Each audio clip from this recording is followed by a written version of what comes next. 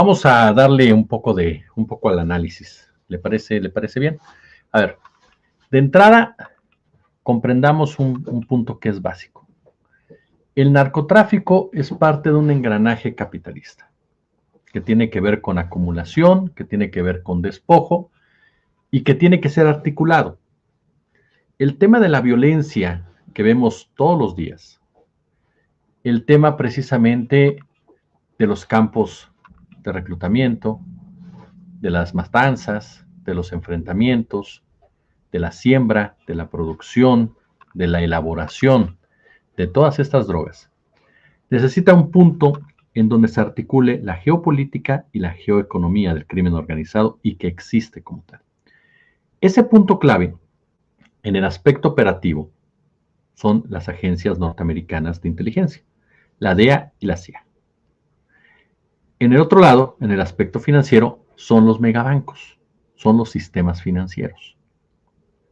Esos son los dos puntos que articulan todo lo relacionado con el crimen organizado y que a su vez lo llevan a las cuestiones de injerencia política. Por eso el narcotráfico, desde hace décadas, siglos tal vez, o las drogas más bien dicho, han sido utilizadas para justificar el intervencionismo.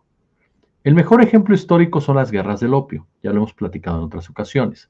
La forma en cómo Inglaterra utilizó a este estupefaciente para literal invadir China y descarrilar completamente a lo que en ese momento era la hegemonía mundial, que era el Oriente, y consolidar a Occidente como la parte clave de todo eso. Estados Unidos aprendió muy bien, pero muy bien por parte de Inglaterra. Lo hizo de las mil a las mil maravillas, ¿sí? Y ejemplos hay muchísimos de cómo se fue creando un narcoimperio. Uh-huh. Por ejemplo, el opio contra China. Hasta el siglo XIX, las drogas tuvieron un uso principalmente ceremonial, recreativo, medicinal, y fue con avances del capitalismo que los imperios europeos descubren su potencial adictivo y comercial. El imperio británico, que ya había usado al té para destruir a la India, inició el uso de las drogas con fines militares y comerciales en las denominadas guerras del opio contra China. Gran Bretaña, en su afán por convertirse en un imperio global, se había enfrentado a holandeses, a franceses, lográndolos expulsar de la India, y tras lo cual pasó a controlar este país, y pasó a controlar su producción de especies de textil y de opio. Luego le tocó el turno a China, y las relaciones comerciales con China en sus inicios significaron una balanza de pagos negativa para Gran Bretaña, por lo cual ésta se propuso, por un lado, abrir los mercados internos de China para darle salida a su creciente sobreproducción industrial, y por el otro, saquear al país asiático. Para esto, el arma usada fue el opio. De forma deliberada, el Imperio Británico comenzó a introducir en China enormes cantidades de opio producido en las zonas bajo su control, principalmente en la India, logrando la legalización de su consumo más o menos por ahí de 1836.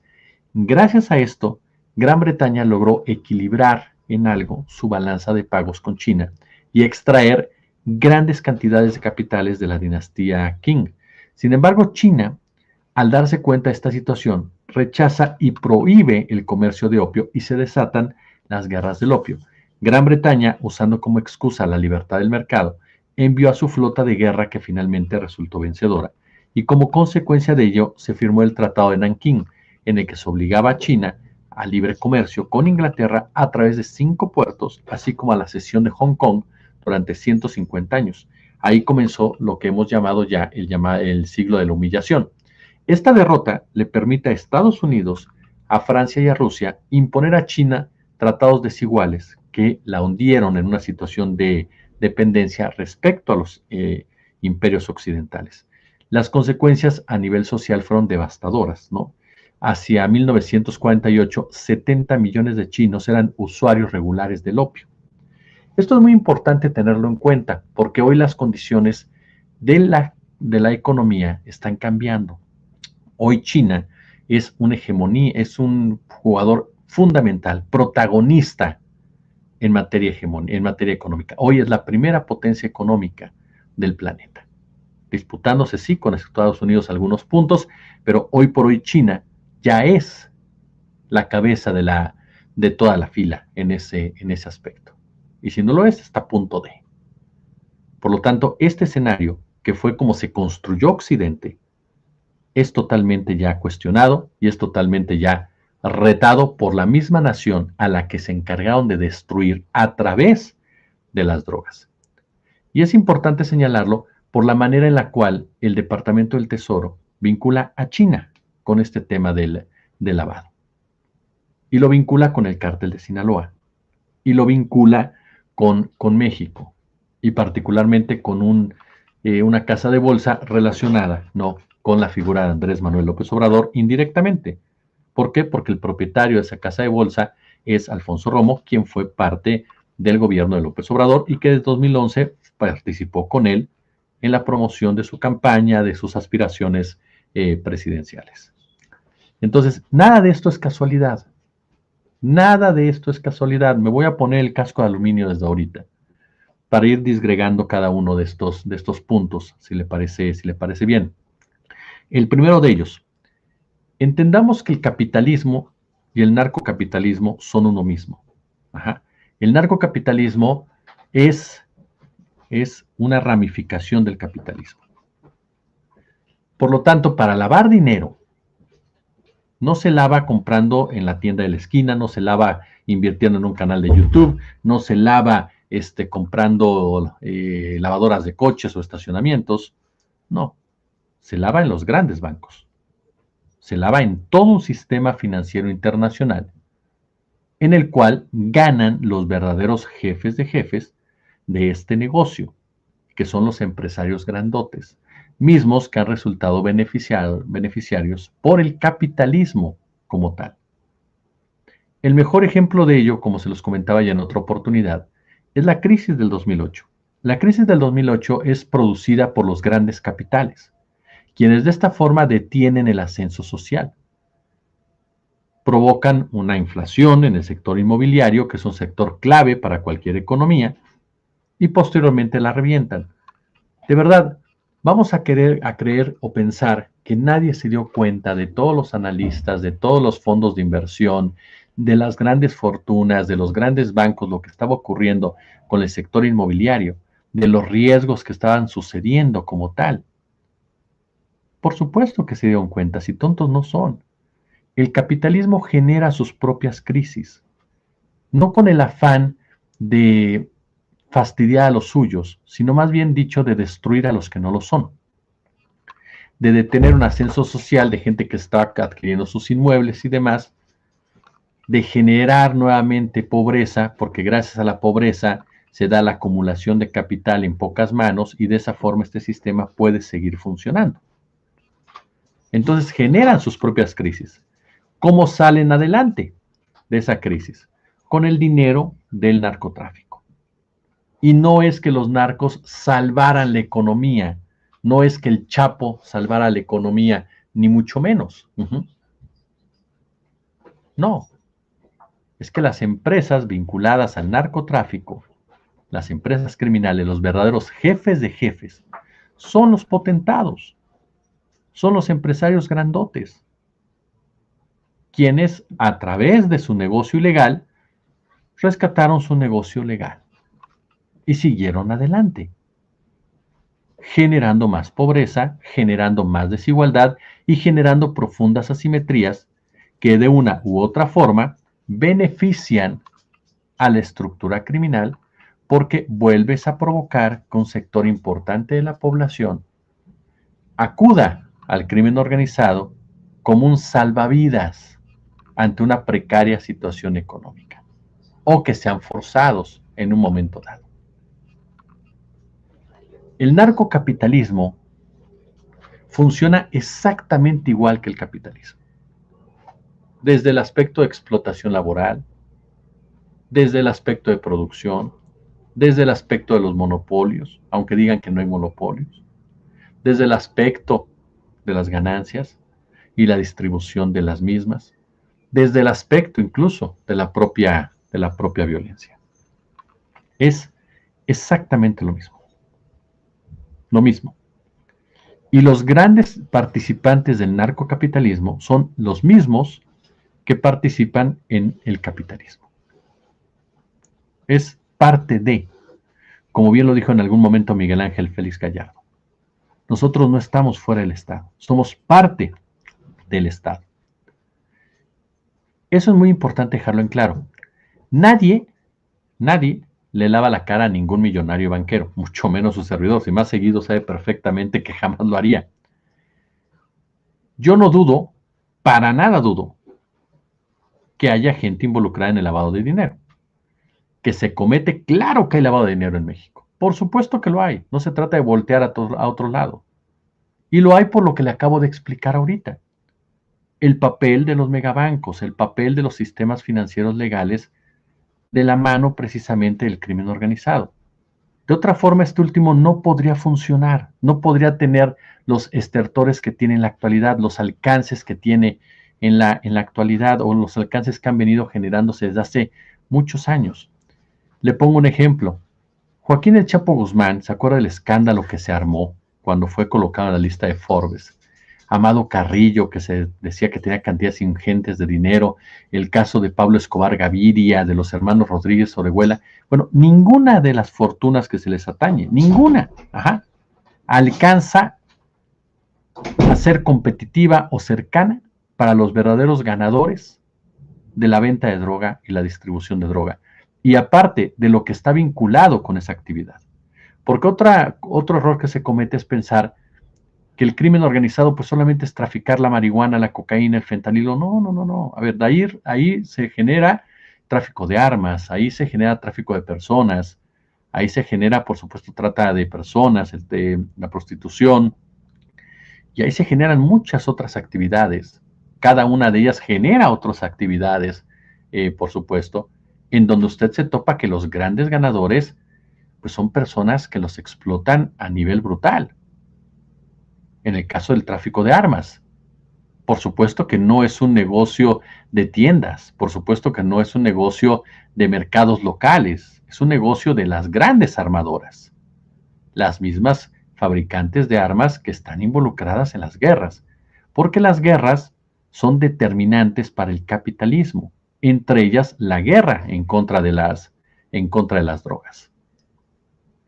Por lo tanto, ese punto hay que dejarlo claro. El lavado de dinero está presente en todos los sistemas financieros de este planeta, porque todos forman parte de esa estructura criminal. Pero el principal lavador de dinero es Estados Unidos. Lo que puedan lavar los bancos en México no se compara en lo que se lava en Estados Unidos. Lo que hacen los bancos de Estados Unidos, los fondos de inversión internacionales, ni hablar de los bancos de Inglaterra, de los bancos de Francia, de los bancos de Alemania, de los bancos de Japón, que por lo regular siempre quedan fuera de la discusión porque también se cree que solamente América Latina es el problema del narco. Cuando ya hablamos en ese primer nivel, en donde se relaciona ya lo que tiene que ver con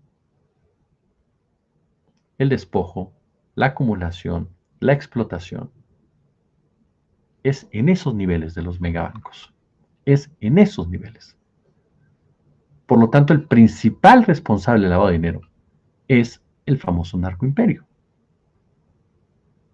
Entonces, cuando Estados Unidos acusa a 3 instituciones financieras, que yo no estoy diciendo que no lo hagan, pero las acusa de una manera tan simple, es con el afán de manchar, es con el afán de enlodar, es con el afán simple y llanamente, de hablarle a sus bases y de crear toda esta narrativa de que México es controlado por el narcotráfico, de que en México todos son narcos, como lo han venido replicando no una, sino en varias ocasiones el propio Donald Trump, el propio J.D. Vance y los medios de comunicación de la Unión Americana, particularmente los de extrema derecha. Hablan, por ejemplo, del cártel de Sinaloa, como lo hemos dicho desde ayer en la noche. El cártel de Sinaloa no era de peso en este país. A ver, los sinaloenses, es cierto que existía el narcotráfico o el tráfico de drogas desde hace muchísimos años en Sinaloa, desde la década de los 40 del siglo pasado por lo menos, que se empezó a institucionalizar por el ejército norteamericano, que se dio cuenta, si no desde los 30, ahorita confirmo la fecha, que se dio cuenta que en los campos de Badiraguato se sembraba y se podía sembrar, por supuesto, droga que requerían sus soldados. Pero ojo, esto empezó incluso antes, cuando los lugartenientes locales, las familias de Sinaloa, siembran la droga en sus territorios. Cuando comienzan a rebelarse, porque el general Lázaro Cárdenas desde el centro habla de que se acabaron los latifundios. Y entonces estas familias crean las guardias blancas, que serían una especie de cárteles en la actualidad, para cuidar sus territorios. Incluso se habla de que el primer sicario como tal fue un hombre apodado el Gitano, que asesinó a un gobernador de Sinaloa, mandado por Lázaro Cárdenas para tratar de poner en orden a todas estas familias. Quienes son, junto con después un gobernador pelele de las mismas, quienes llegan a un acuerdo con Estados Unidos para empezar a traficar droga, literalmente como jitomates. Y ahí ya participa el Estado mexicano. Ya no estaba el general Lázaro Cárdenas en el poder, ya estaba Manuel Ávila Camacho. Y después Miguel Alemán. Y es cuando la droga se trasladaba literal como jitomates.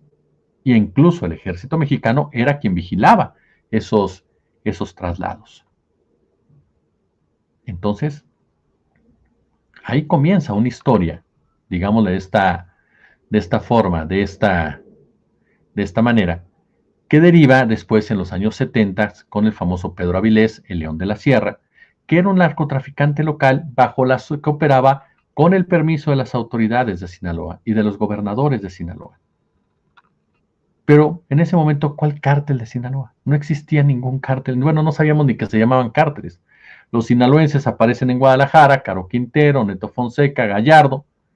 La de años después les pone el cártel de Guadalajara.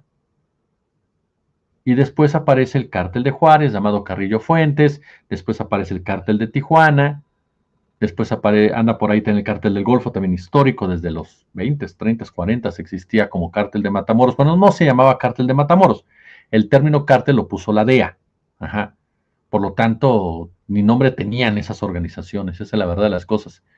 El chiste es que esos cárteles siempre estuvieron ahí, esas organizaciones siempre estuvieron ahí. Pero jamás había hablado de un cártel de Sinaloa como tal. Se empieza a hablar, ¿cuándo? Lo recuerda bien, en el sexenio de Vicente Fox Quesada. Es cuando realmente se comienza ya a hablar en forma y fondo de esta organización, y a raíz de la fuga de Joaquín El Chapo Guzmán. Pero hay dos factores, y se los comentaba también hace rato, y lo tengo que repetir para estructurar este comentario. Dos actores claves en esto, que nos vienen a demostrar cómo los capos pues son simples operadores, que son Ismael El Mayo Zambada y Juan José Espárragos, alias El Azul. Estos dos personajes cambiaban de equipo a cada rato. Estaban con el grupo de Guadalajara, posteriormente aparecieron con el grupo de Juárez, en donde eran los operadores políticos literalmente de este asunto, y había un rostro mediático que era Amado Carrillo. El que cayó fue el rostro mediático, Amado Carrillo. Y entonces estos dos personajes se trasladan ahora a la organización de Sinaloa.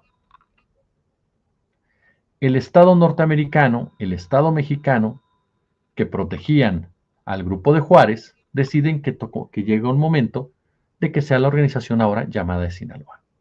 Así como protegieron al de Guadalajara, así como protegieron al de Juárez, así como protegieron al de Tijuana, hasta que cayeron, ahora le tocaba al de Sinaloa.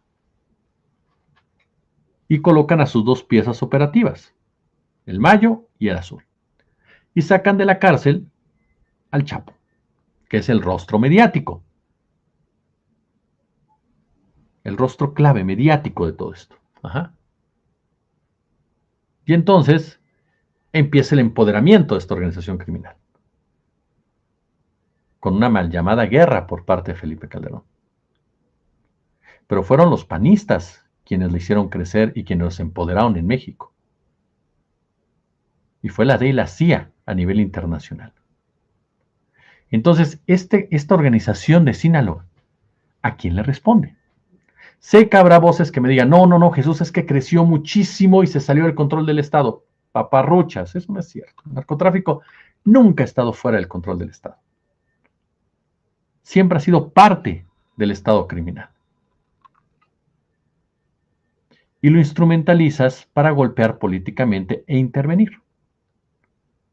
Por eso es que utilizan al cártel de Sinaloa o al cártel del Golfo. El cártel del Golfo vinculado con la familia Salinas de Gortari desde hace muchísimos años. La familia Salinas de Gortari que tiene vínculos con los Bush, que participan activamente en toda esa expoliación de la cuenca de Burgos y que están involucrados directamente con todas las actividades de la CIA. Entonces, el cártel de Sinaloa responde a esos intereses y respondió siempre a esos intereses. Colocas a China, tu principal competidor económico comercial, colocas a tu monstruito para poderlo manipular como tú quieres y colocas a un personaje como Romo, para mí indefendible, cuestión ideológica, uno de esos millonarios que se ha aprovechado en muchas circunstancias del mexicano y mexicana, de derecha, fanático de Pinochet, de Ronald Reagan, de Margaret Thatcher, de Juan Pablo II, completamente antiabortista, que participó con Fox y después de Fox se fue creo que con el PRI, luego regresó ya, luego se acercó con Andrés Manuel López Obrador, se convirtió en el enlace de López Obrador con los empresarios, particularmente para tranquilizar a estos últimos y que se dan cuenta que la imagen de Andrés Manuel no era como le estaban pintando muchos medios de comunicación, porque había muchos empresarios anti-López Obradoristas que sin duda alguna hubieran hecho todo, absolutamente todo lo que estaba en sus manos para impedir que éste llegara a la presidencia de la República. Por lo tanto, no, se necesitaba un enlace directo con ellos para que la relación fluyera, no que se volviera de complicidad, sino que fluyera como tal. Eso hay que dejarlo muy en claro. López Obrador, como se los decía hace rato, es un hombre muy pragmático y es un hombre que entendió que requería a este tipo de cuadros, como el propio ingeniero Carlos Slim, para que el poder económico se estuviera quieto en un momento dado, o por lo menos no se convirtiera en un obstáculo que impidiera la llegada al poder vía institucional. Pero eso no es de extrañarse que aparezca Romo. ¿Por qué? Porque, China es el enemigo del capitalismo. China es el demonio. China hay que satanizarlo. China hay que convertirlo en una nación criminal. China hay que convertirlo en una nación que ha basado su riqueza, su generación, su desarrollo en todo lo negativo, aun y cuando los conceptos de China son sumamente más positivos que los de Estados Unidos, en cuestión incluso de desarrollo y de relaciones con los demás países. Pero hay que satanizarlo. ¿Y qué mejor forma de satanizarlo que instrumentalizar al narcotráfico? ¿Y qué mejor forma de cobrarle facturas a Andrés Manuel López Obrador, que tomó decisiones en contra del sistema, que meterlo con el narcotráfico? Porque es lo que hemos dicho, podemos debatir, cuestionar, discutir el tema de la estrategia de Andrés Manuel López Obrador. Es cierto que hizo falta en algunos puntos, se equivocaron en otros, pero también es cierto que dio resultados muy importantes en rubros necesarios, como el tema de los homicidios, en donde hubo una disminución importante de ellos, sobre todo viendo el nivel con el cual lo recibió de tendencia. Claro, por supuesto que hubo ese resultado importante, que no se festejó, no porque son números muy altos, extremadamente altos, que no son para festejar nada, pero se detuvo una tendencia que era todavía mucho más grave. Y esto se logró con dos aspectos básicos. Una, atención de las causas. Cuando tú atiendes las causas, estás yendo en contra de las reglas del capitalismo. Porque el capitalismo, reitero, necesita de la pobreza para subsistir, para seguir operando. Si tú sacas a la gente de la pobreza, le arrebatas mano de obra barata y desechable al propio crimen organizado amparado por el capitalismo. Entonces, esa política de atender las causas le purga al capitalismo y le purga al narcocapitalismo. Por lo tanto, si tú aplicas una acción de esta naturaleza, te conviertes ya en adversario de los mismos. 2. retirar el concepto de guerra. Lo hemos dicho ya en infinidad de ocasiones. Y ahorita lo explico más a fondo. La guerra del narcotráfico fue una guerra en contra de la pobreza, fue una guerra en contra de los ciudadanos. No fue una guerra contra las drogas, no fue una guerra en contra de los cárteles. Fue una guerra en contra de las poblaciones más vulnerables, para quedarse con territorios, para saquear territorios, para desplazar a la gente, para fomentar el extractivismo criminal. Para eso fue la guerra contra las drogas, la mal llamada guerra contra las drogas. Entonces, cuando llega López Obrador y se acabó la guerra, esto es muy importante, porque lanzaron una guerra en su propio territorio. Entendamos, una guerra. Una guerra no solamente ver a los soldados cuidando el metro. La guerra le da facilidades al ejército y a la marina para actuar de muchas formas en el terreno. La guerra abre la puerta a muchas circunstancias de abusos, de acciones inhumanas, de letalidad, que solamente generan más violencia y más ganancia para los señores de la guerra, los empresarios de la guerra. Cuando López Obrador dice ya no hay guerra, estás llevándote dos puntos que atentan directamente contra todo lo que construye o partes esenciales de la construcción del sistema neoliberal capitalista. Pobreza y guerra. Entonces tenemos estos tres puntos que no los olvidemos.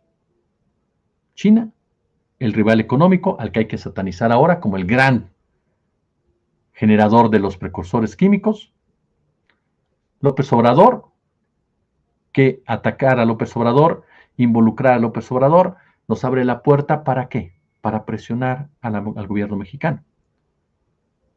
Para presionar a la doctora Sheinbaum, que es un hecho que no ha cedido en puntos básicos claves de la relación y en materia de soberanía. Porque si lo hubiera hecho, ya estarían ellos tratándonos como El Salvador, como Argentina, como Perú. Y no estaría llevando a cabo provocaciones constantes con sus drones allá atrás en la frontera, con sus bases militares en la frontera, con sus navíos que quieren entrar y salir y demás, y con declaraciones de esta naturaleza. Entonces, como no se ha cedido y la doctora Sheinbaum no lo ha cedido y se demuestra con sus declaraciones y con su postura, como le escuchábamos, entonces Estados Unidos presiona para crear esta imagen de un narcopresidente y tratar de sentar a fuerzas en la negociación a la doctora. ¿Se da cuenta cómo va en la mano todo? No perdamos de vista estos detalles. Yo no digo que no haya lavado de dinero en México. Por supuesto que lo hay. Y no meto las manos al fuego por ninguno de los tres señalados. Pero Estados Unidos es la gran lavadora de dinero. Y no se trata de decir el PRI robó más. No, no, no, no. Se trata simplemente de ubicar las dimensiones y el por qué haces las cosas. Porque si Estados Unidos quisiera combatir el lavado de dinero, empezaría por su propio sistema financiero. Empezaría por sus propios bancos, empezaría por los fondos de inversión. Pero no lo va a hacer. Porque incluso el propio Trump ha aprobado reglas que flexibilizan a las empresas y que las pueden llevar a lavar dinero desde los propios Estados Unidos sin controles. Entonces, ¿cómo se va construyendo este narcoimperio?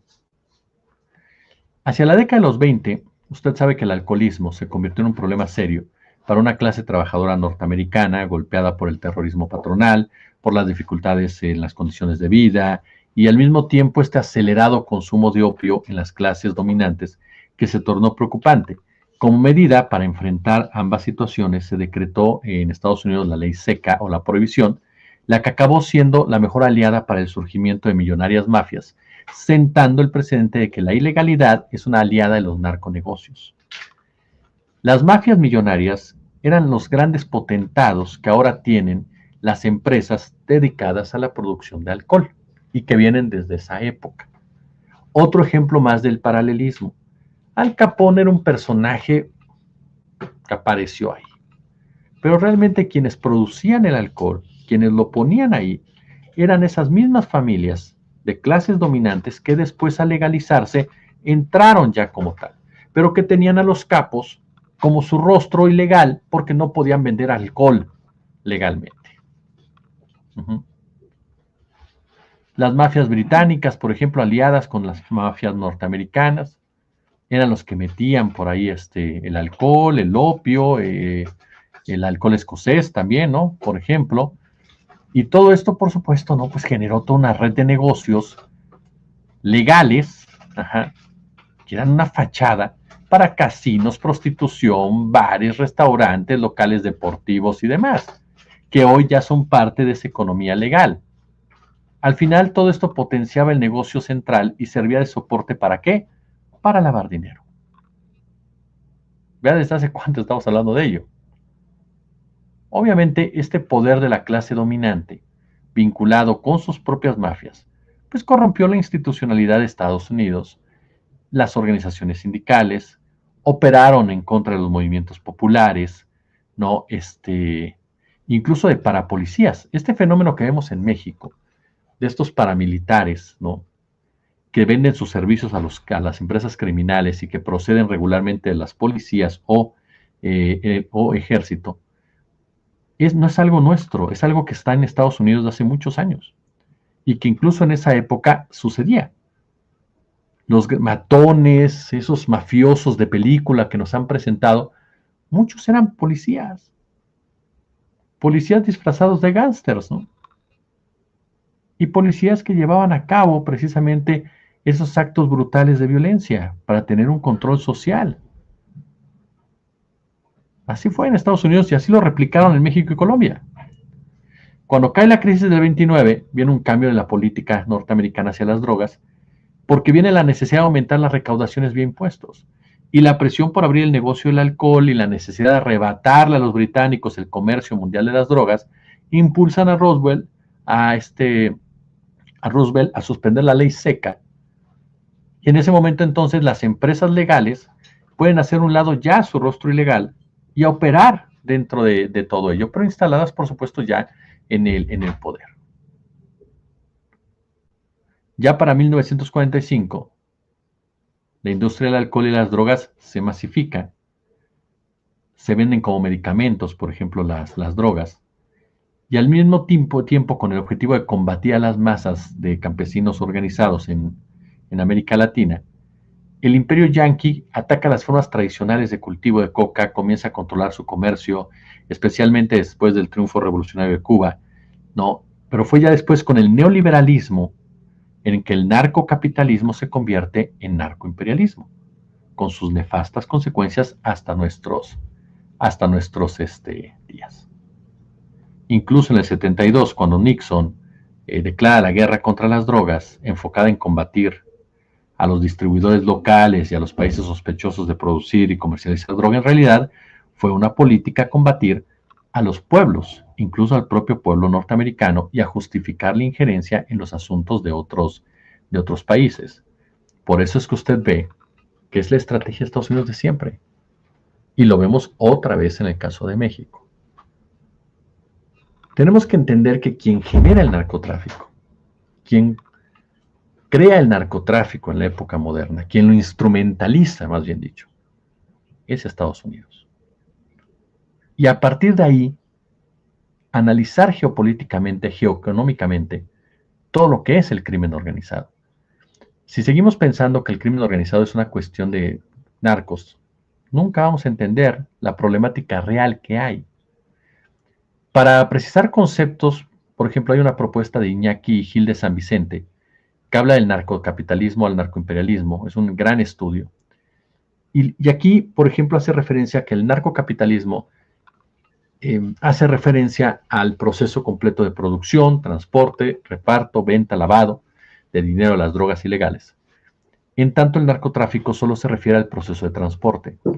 Y de esta forma, el narcotráfico es una actividad que forma parte del narcoimperialismo, del narcocapitalismo, y no al revés.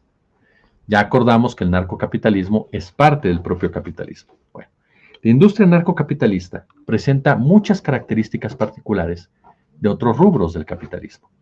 A nivel de producción, al igual que cualquier otra empresa, se basa en la explotación de las fuerzas de trabajo, campesinos, por ejemplo, que cultivan, los empaquetadores, los transportistas, las mulas, y se desarrolla una explotación mucho más brutal debido a su carácter ilegal y al uso de la violencia física, pero que no dista mucho. ¿Por qué? Porque la explotación que hace el capitalismo también es brutal en muchos lugares,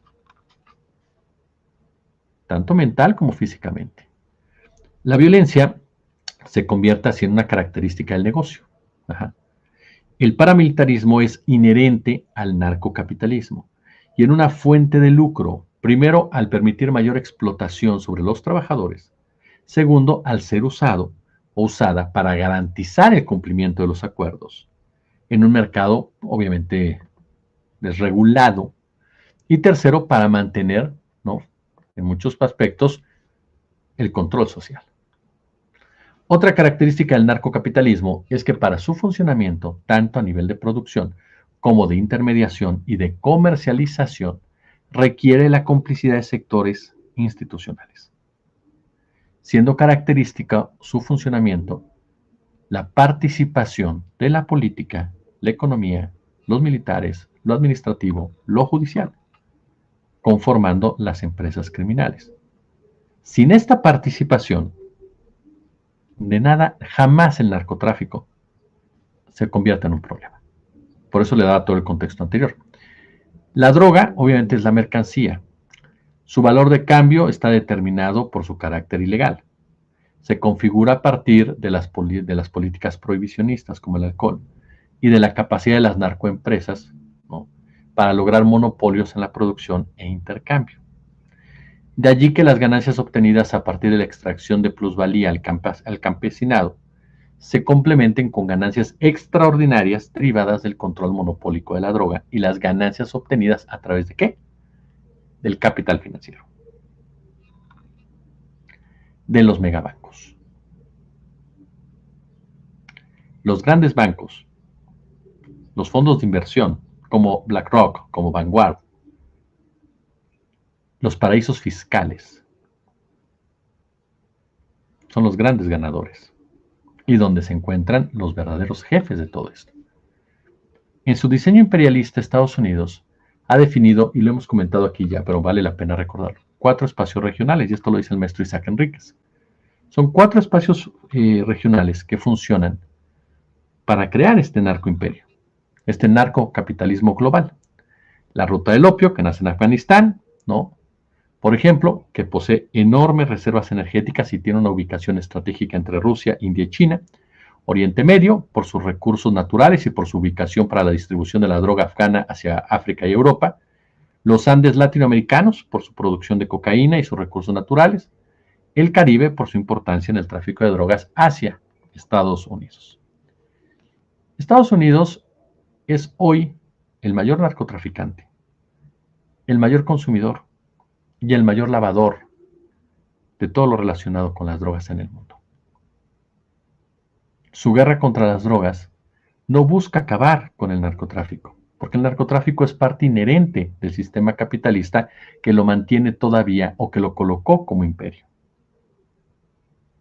Por eso la ayuda norteamericana siempre es más muertos, más militarización y más control sobre los estados y sobre la población. El pretexto de lucha contra el narco, lo que le ha permitido al imperio yanqui, es invadir países, es colocar bases militares, es militarizar países, es fomentar y dejar la presencia operativa administrativa de decisión de la DEA, del FBI, de la CIA, es atacar a movimientos populares, es deslegitimar a líderes o lideresas populares. El uso de las drogas para enajenar o introducir la violencia en distintos barrios de los Estados Unidos, en barrios de América Latina, la militarización de nuestras sociedades, con la excusa de la violencia del narco, el narcoparamilitarismo para combatir movimientos populares, activistas, periodistas, es lo que realmente configura una realidad muy preocupante en todos los sentidos. Y más aún cuando el narcoimperio pretende enlodar a todo el mundo, menos a sí mismo, mostrando una hipocresía absoluta. Ajá. Por eso cuando yo escucho estos informes de Estados Unidos, lo primero que pienso es paparruchas, maestro. Y no porque insista, aquí no se lava dinero, porque claro que se lava. pero se lava en muchas situaciones porque de allá vienen las órdenes de que se lave, porque está conectado, porque es otro factor. El sistema global financiero, de donde participan estos 3 bancos, está conectado con el de Estados Unidos. Entonces, por ley, qué raro que dijeron, no, si nada más con China son las transacciones. Y entonces las transacciones que hacen estas 3 instituciones con Estados Unidos están limpias. De verdad. O sea, una institución financiera dedicada a lavar dinero, nada más lo lava con los chinos. Claro, porque los chinos son los malos, ¿no? Los estadounidenses, no, ¿cómo crees? Los anglosajones somos re buena gente. Re honestos. Entonces, cuando nos hablan de guerra contra el narco, es una falacia, es una mentira. Porque si realmente quisieran combatir al narcotráfico, legalizan las drogas. Pero no lo van a hacer. Porque si tú legalizas las drogas, se cae. Se cae completamente el sistema capital, del capitalismo. ¿Quieren combatir o realmente hubieran querido combatir al narco? Claro, combatan a Wall Street. Combatan a los accionistas, que no son los cárteles colombianos, que no son los cárteles mexicanos. El crimen organizado no es un asunto de personas ociosas o de policías y ladrones. Es parte de un engranaje más amplio que aprovecha el debilitamiento de los entramados institucionales, de la vida social, que cada día están más socavados por la lógica de la desigualdad, de la exclusión social, de la concentración de la riqueza, del ingreso, de la depredación de la naturaleza, del neoextractivismo y neocolonialismo. A su vez, ello se complementa con la precarización laboral, con la pauperización social. Todo esto asentado por políticas que están basadas ¿en qué? ¿En qué? En el fundamentalismo del mercado. ¿Y quién genera el fundamentalismo del mercado? El capitalismo. ¿Y quién controla el capitalismo? Occidente. ¿Y quién es el jefe de Occidente? Estados Unidos.